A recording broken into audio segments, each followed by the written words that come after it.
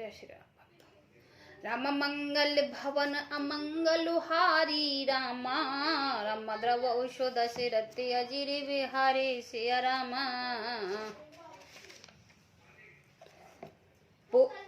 पूरब दिस गए दो भाई, जहाँ धन सुमग हित भूमि बनाए। अति विस्तार चारु गचही डारे, बिमल विदेक रुचेर सवारे।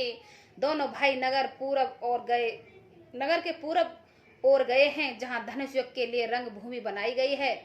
बहुत लंबा चौड़ा सुंदर ढाला हुआ पक्का आंगन है, जिस पर सुंदर और निर्मल वेदी सजाई गई है।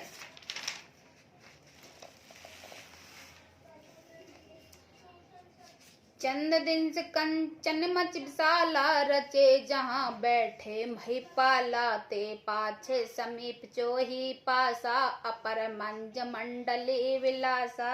चारों ओर सोने के बड़े बड़े मंच बने थे, जिन पर राजा लोग बैठेंगे। उनके पीछे समीप ही चारों ओर दूसरे मंचों का मंडलाकार घेरा से शोभित था। कुछ ऊंचे सब भात सुहाई, बैठे नगर लोग जहाँ जाए। तिनके निकट विशाल सुहाए, धवल धाम बहुवरन बनाए। वह कुछ ऊंचा था और सब प्रकार से सुंदर था। जहाँ जाकर नगर के लोग बैठेंगे, उन्हीं के पास विशाल एवं सुंदर सफेद मकान अनेक रंगों से बनाए गए हैं।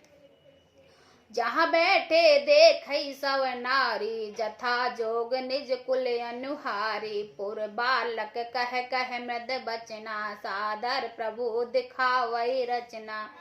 जहाँ अपने अपने कुल के अनुसार सब स्त्रियां यथा योग जिसको जहाँ बैठना उचित है बैठकर देखेंगे। नगर के बालक कोमल वचन कह कहकर आदर पूर्वक प्रभु श्री राम जी के यज्ञशाला की रचना दिखला रहे हैं। सब शिशु ऐसे मिक्स प्रेम बस परस मनोहर गात।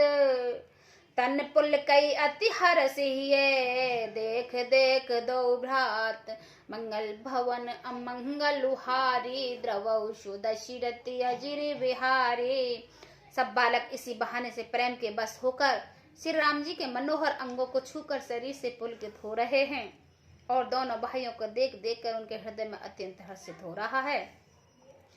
शिष्य सब राम में प्रेम बस जाने, प्रीत समेत निकित बैखाने। निज निज रुच सब लोग बुलाए, सहित स्नेह जहाँ दो भाई। श्री राम जी ने सब बालकों को प्रेम में वश जानकर यज्ञ भूमि के स्थानों में प्रेम पूर्वक प्रशंसा की। इससे बालकों का उत्साह, आनंद और प्रेम और भी बढ़ गया है, जिसमें वह सब अपनी अपनी रुचि के अनुसार उन्हें बुला लेते हैं, और प्रत्येक बुलाने पर दोनों भाई प्रेम सहित उनके पास चले जाते हैं। राम दिखावई अनुज ही रचना, कह मृद मधुर मनोहर बचना। लवन में महु भवन निकाया, रचई जास अनुशासन माया।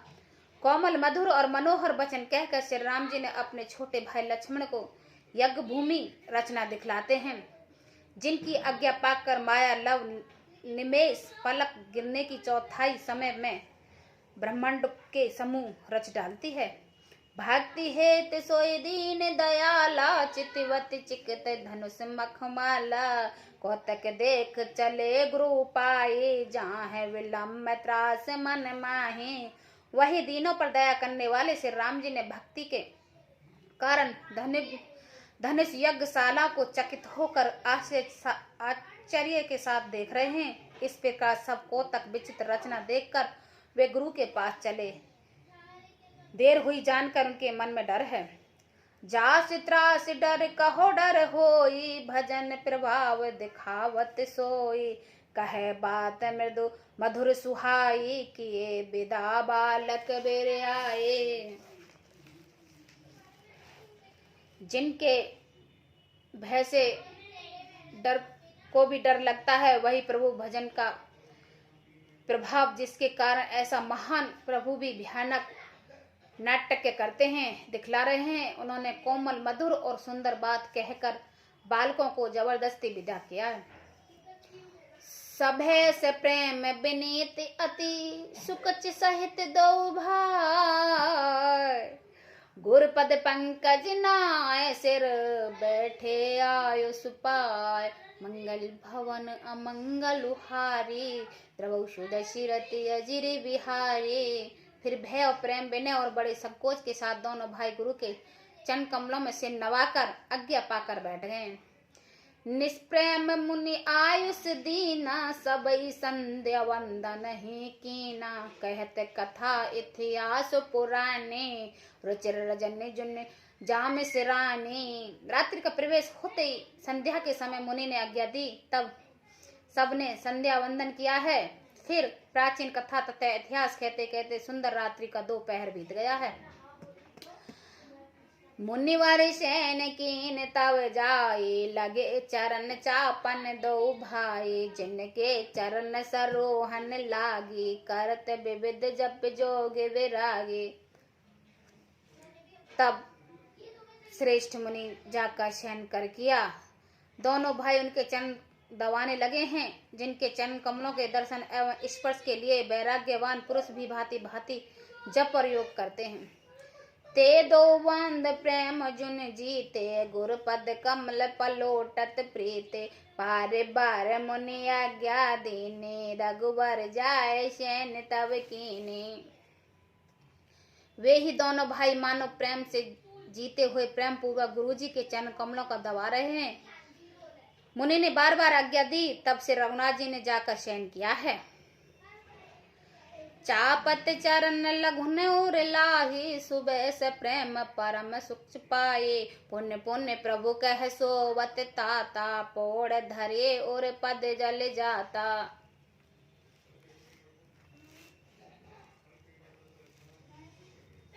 श्री राम जी के चरण कमलों के हृदय में लगाकर भय और प्रेम सहित परम सुख का अनुभव करते हुए लक्ष्मण जी उनको दबा रहे हैं। प्रभु श्री राम जी ने बार बार कहा, हे तात आप सो जाओ।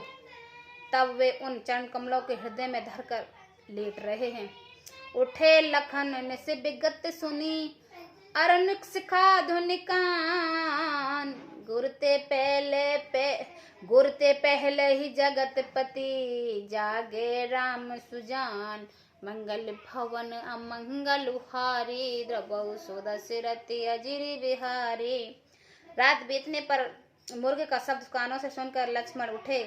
जगत के स्वामी सुजान से राम जी भी गुरु से पहले ही जाग गए हैं।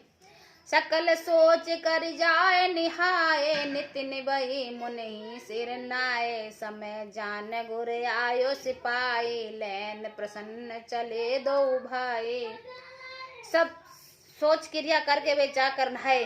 फिर संध्या अग्निहोत्र आदि नित्य कर्म समाप्त करके उन्होंने मुनि को मस्तक नवाया है। पूजा का समय जानकर गुरु की आज्ञा पाकर दोनों भाई फूल लेने चले।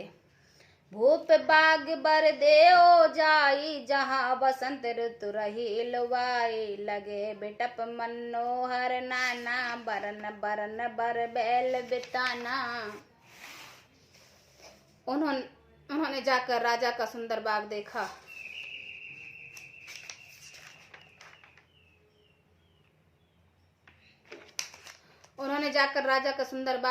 जहाँ बसंत ऋतु लुभा कर रही है।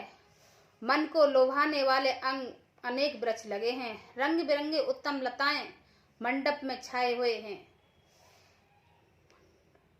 नभ पल्लव फल सुमन सुहाए निज संपत्ति सुर रुख लजाए चातक कोकिल कीर चकोरा गूंजत विहंगन खटकल मोरा। नए पत्ते फूल और फूलों से युक्त सुंदर वृक्ष अपनी संपत्ति से कल्प वृक्ष को भी लजा रहे हैं।